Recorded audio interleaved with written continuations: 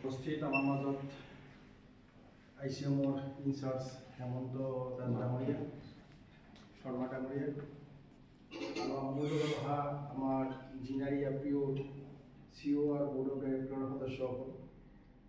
আজি আমি প্ৰথমতে আমি মিলেটৰ ওপৰত আমি কৰিছিলোঁ 2023 বৰ্ষত আমি ইণ্টাৰনেশ্যনেল মিলেট হিচাপে মিলেটৰ কাল্টিভেশ্যন কৰাইছিলোঁ। যিখিনি ফাৰ্মাৰক লৈ আমি কাল্টিভেশ্যন কৰি উইয়াৰ ছাকচেছফুল, আমি তাত খুব ছাকচেছ হৈছোঁ। তাৰপিছত আমি এইটো বিভিন্ন লাগি পিছত আমি চিন্তা কৰিলোঁ এই ফাৰ্মাৰখিনিক আমি কেনেকৈ আগবঢ়াই নিব পাৰোঁ।